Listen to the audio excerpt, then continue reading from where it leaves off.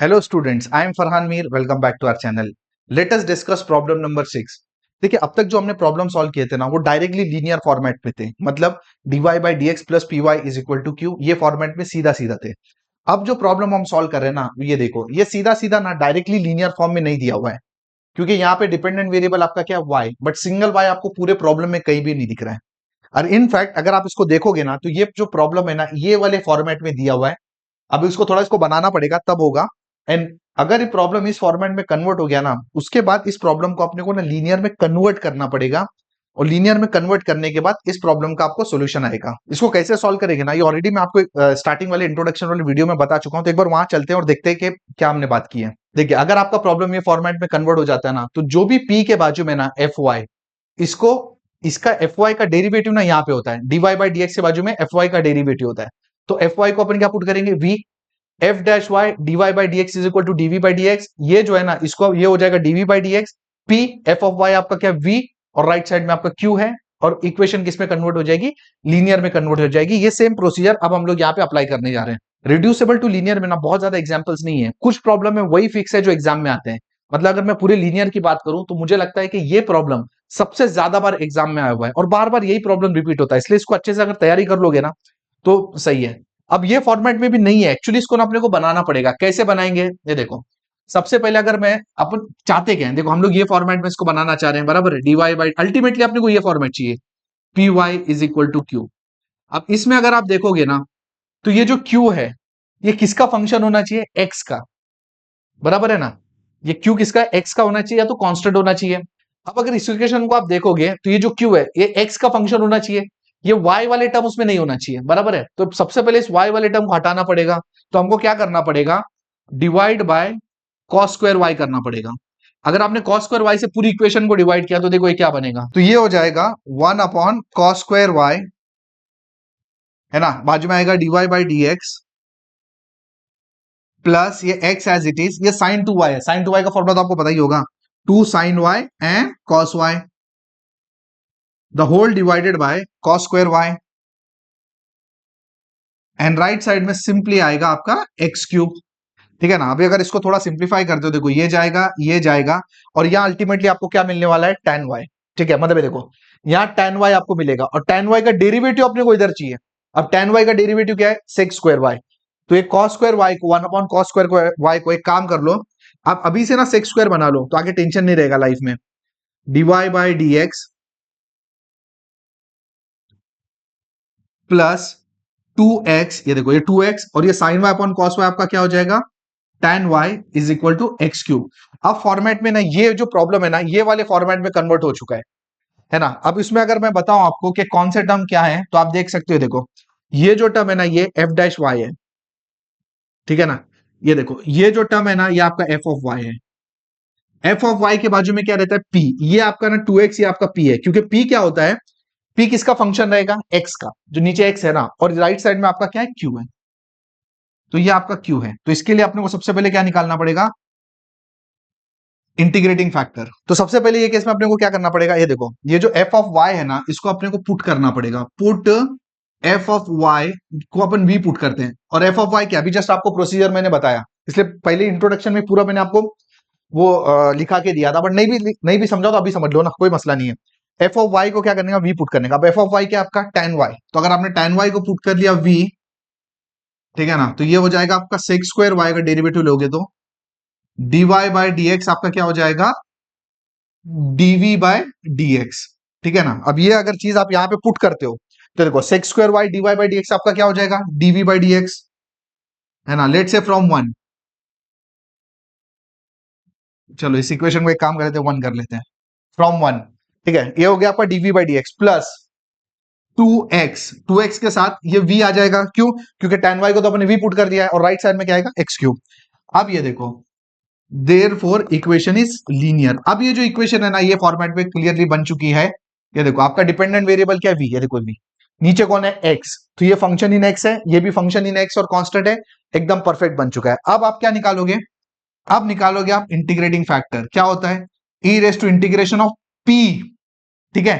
And p अभी अपना क्या है, बोलो p अपना क्या है, ये देखो ये जो 2x है वो अपना p है, बराबर। तो क्या होगा, e raise to integration of 2x dx, बराबर है। नेक्स्ट, अब x का इंटीग्रेशन क्या होगा, एक्स स्क्वायर अपॉन 2, तो एक्स स्क्वायर अपॉन 2, वो 2 ये 2 कटा, मतलब बेसिकली क्या बचेगा, e raise to x square is your integrating factor, बराबर है। अब अपने को क्या निकालना है, अब अपने को निकालना है इसका सॉल्यूशन, ठीक है। सॉल्यूशन तो आपको पता है एकदम, अब तो रट गया होगा, बोलो क्या है, बोलो फटाफट।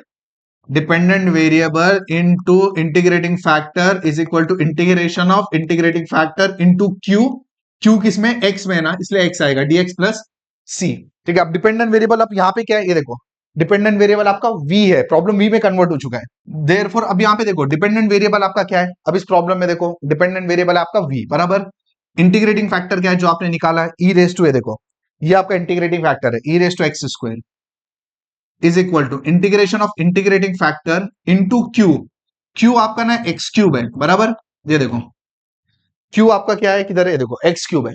अब इसको इंटीग्रेट करना है अपने को, अब इंटीग्रेट देखो, लेफ्ट साइड तो सॉर्टेड है, राइट साइड में इंटीग्रेट करना है। अब इंटीग्रेशन कैसे करोगे, सब्स्टिट्यूशन से। क्या सब्स्टिट्यूट करना पड़ेगा, ई के ऊपर जो भी उसको पुट कर दो, एक्स स्क्वायर को अगर आप टी पुट करते हो तो ये क्या हो जाएगा आपका, 2x dx is equal to dt। In short अगर मैं आपको बताऊं, x dx आपका क्या हो जाएगा, dt अपॉन 2, ये आपका सब्स्टिट्यूशन है, ठीक है। अब ये सब्स्टिट्यूशन अब अपने को ना उठा के इस इंटीग्रेशन में पुट करना है, ये वाले। तो आपका लेफ्ट साइड में क्या रहेगा, v e raise to x square is equal to integration of, देखो E raise to x square, अब E raise to x square मतलब ये बेसिकली हो जाएगा ई रेस टू टी, क्योंकि एक्स स्क्वायर का वैल्यू क्या है, टी है। अब एक्स क्यूब है, अब इस एक्स क्यूब को ना आप एक्स स्क्वायर इंटू एक्स लिख सकते हो ना, देखो ना, एक्स क्यूब को एक्स स्क्वायर इंटू एक्स लिख सकते हो, बराबर। अब एक एक्स स्क्वायर जो है, ये देखो, एक जो एक्स स्क्वायर है वो तो टी है, बराबर, और जो दूसरा एक्स है ना, एक एक्स स्क्वायर तो टी है, और जो दूसरा एक्स डीएक्स, एक्स डीएक्स की वैल्यू क्या है, देखो एक्स डीएक्स की वैल्यू क्या है, dt अपॉन 2। तो अगर आप इसको इंटीग्रेट कर लेते हो ना तो प्रॉब्लम आपका सॉल्व हो जाएगा, बट इंटीग्रेशन होगा कैसे, अभी इंटीग्रेशन सॉल्व करने के लिए आपने को 12वीं में जाना पड़ेगा। 12वीं में इंटीग्रेशन का एक रूल था, यूवी रूल, ठीक है। और यूवी कौन डिसाइड करता था, लीएट।